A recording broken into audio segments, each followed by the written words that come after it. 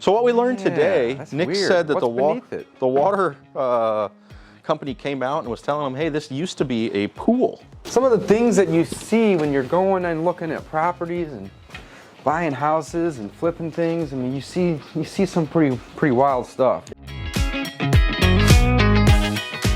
All right, welcome back, guys. Today we are standing in front of 2529 Tomahawk. This is actually my first time viewing this property. Mike knows all about it. I know a little bit. So he's gonna tell us a little bit about this one today. We own this one though. We own this. We bought this from another investor here in town, and we can't believe our partner Bill didn't want to flip this one.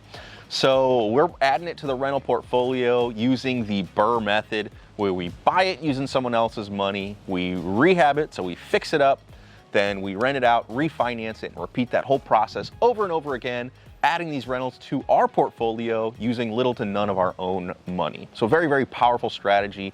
If you want to learn more about that, check us out at discountpropertyinvestor.com. But let's talk about Tomahawk. So today, let's talk the numbers. We picked this one up for about $90,000. I think after all closing costs was around $92,000. And our plan is to spend $30,000 or less to get it flipped. So behind our camera right there is actually a giant dumpster. That's dumpster number 2. Is it really? Wow. When we started, next to the garage, there was a big carport that was really ugly and kind of dilapidated and fallen down. So we ripped that down. So then the driveway just goes right into that. And over there was an outbuilding, and the outbuilding was falling down as well. So both of those got torn down, put in the dumpster. We had scrappers come and take all the metal so it doesn't fill up the dumpster, cuts down on costs, and they can scrap it out. Inside, we've got a relatively small footprint, so it's 2 bedrooms upstairs, but then there's also some bonus space downstairs, and it's a walkout, so it makes it really nice. So let's check out what we're doing inside there. Is that where the outbuilding was at? Correct. Yeah, we're kind of farther at pad or this pad here? The farther pad over there. Farther pad? Yeah. Got it. Cool. All right. Let's check it out. Yeah, so outside we're gonna have to put a roof on it, but that's really all we're gonna do is clean up out here a little bit and put a roof on. Inside, these floors were in pretty good shape, so we're just gonna save these floors. Yeah, these floors look good. We'll clean them up and polish them up, and they'll be just fine. We've already painted the, well, careful. Already painted the walls and the ceilings and some new ceiling fans. This one was existing. I think we're gonna replace that guy.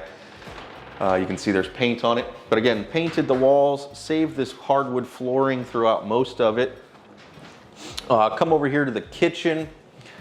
And the kitchen was kind of a tough call because someone put granite on the older cabinets. So we hate to waste something nice. And again, the nice black granite is there. So we're gonna paint these cabinets to match and probably go with white.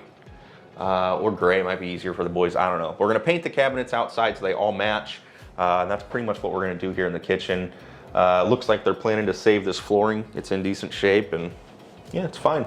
So that's all we're gonna do in this one. New light fixtures, paint everything. You said 30,000 or under. 30,000 or under, and that's a tight budget nowadays. Yeah, that is a tight budget. Especially when you're including, are we doing windows over here or no? We're not gonna do windows. Okay. No, we're gonna have to do roof, I think. Just because you saw the pictures, and up in the top right, you can see there's even like moss or mold growing on it. Yeah. It's just an older roof, needs to be ripped off and put a new one on there.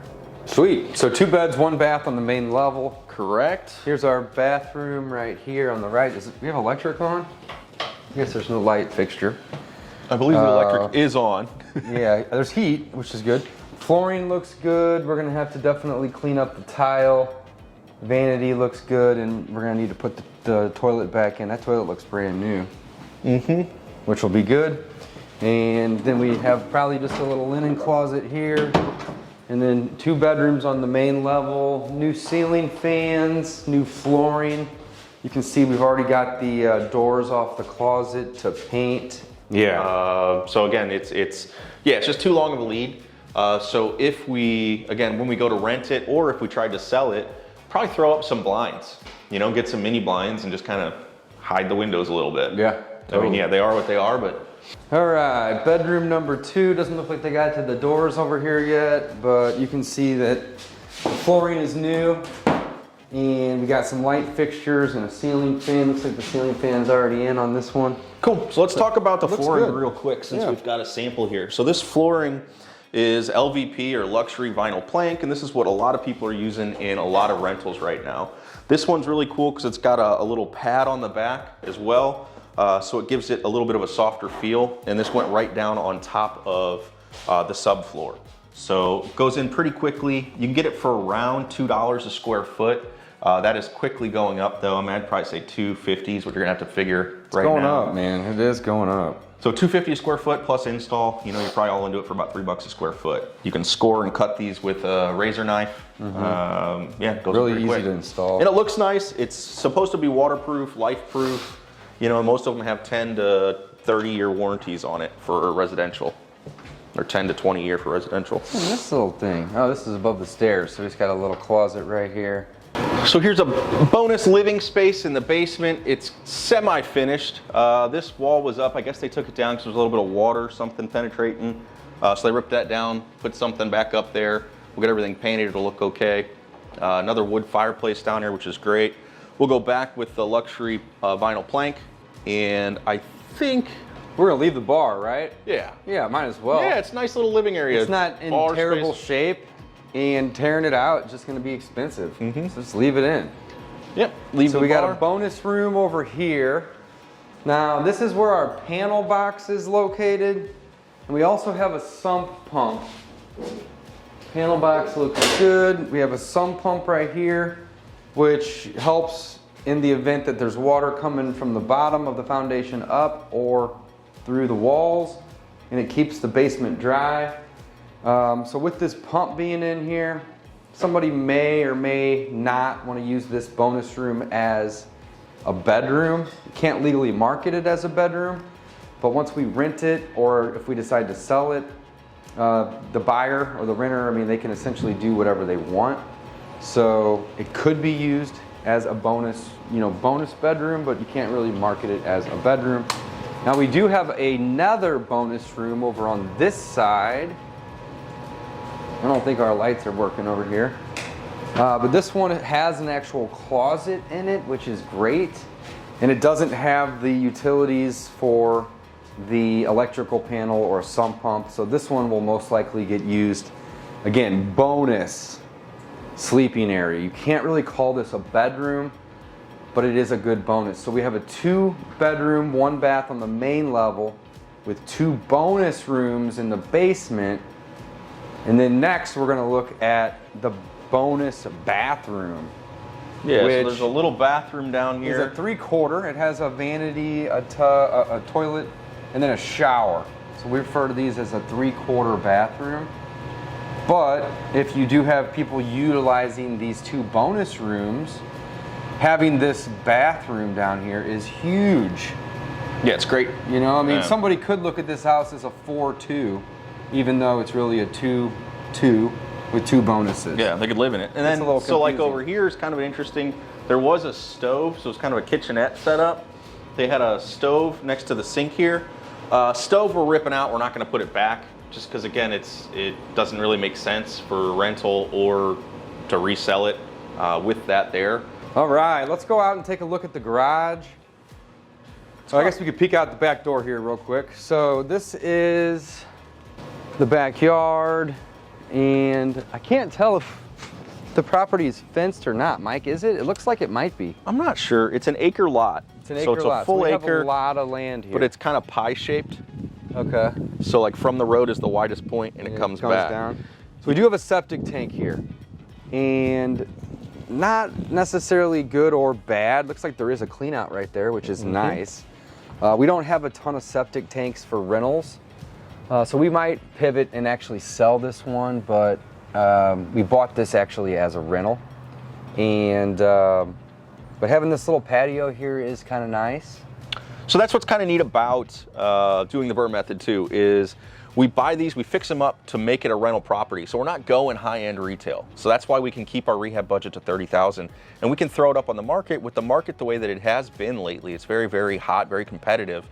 we can probably get close to a pretty decent retail price on it. What are We're the not going to numbers get on this high one? retail. We bought it for 90? Bought it for 90. We're going to try to spend around 30. So and 120, 125 with interest and holding, maybe even 130. Call it 130. Yeah, call it 130. Just call it Let's not be 130. too optimistic. Right. And then ARVs for, I was looking at 3 ones yesterday, around 1,000 square foot, and this is probably a little less than that. They were up to about 200,000. Wow, so we might be able to get 180 then. Exactly. I think if you marketed this one around 180, then after we have to pay realtor expenses and closing costs, etc. Say we net 170, it could be about a $40,000 potential profit. So yeah, I think that's a good route as well if we decide to do that. For the time being, again, we're fixing it up to turn it into a rental, and we'll go from there. So let's check out the garage. Garage is an interesting one, and we just learned something kind of fun about that today. This is over here to the right of the house. It looks like it's probably, it's a 1 car wide, but probably 2 cars deep, which is nice, having the tandem. Except, Dave. And you said that there was another thing that was torn down. Where was that? Was that in front of this? Right here. Oh, it was on. There was a carport in front, and here is what we learned today, and I think we figured out why that was. So if you walk into this garage, it's not concrete, it's plywood. Plywood. That's strange. Yeah, so we've got... Especially to be parking a heavy car. So I don't know that I'd be parking a car on it, because it's plywood. So what we learned today, Nick said that the water company came out and was telling them, hey, this used to be a pool. So if we walk down there, and I don't know how well you'll see it with the without light down there, Holly, but there was a pool, so you can see the concrete actually slopes down towards the back, and it was just a little in-ground pool in that basement. So they did use steel beams, it looks like. And then let me squeeze through here, Holly. Thank you. They use these steel beams that go all the way across, and then they have these cinder blocks. So, and you have floor joists in here too. So, I mean, I guess in theory you could park a car on it. It looks like it's done pretty well. But yeah, it's definitely just strange. This was a swimming pool at some point. I mean, what in the world? Some of the things that you see when you're going and looking at properties and buying houses and flipping things, I mean, you see some pretty wild stuff. It is wild. So, who said that this was a pool? The water company did? Yeah, so Nick and Jason were talking with the water company. He came out, I guess, I don't know, I guess they're doing something, work for some stuff across the road. Sure. And they were just chatting and said, yeah, this used to be a swimming pool. Yeah, wow. Who knew? So that is so crazy. That's pretty much it, guys. We're down here at Tomahawk. If you're interested in learning more about real estate investing, check out discountpropertyinvestor.com. There you'll see some of our free courses, some of those on the BRRRR method even, how we buy these using little to none of our own money and add them to our portfolio. That's right. Thanks for watching, guys.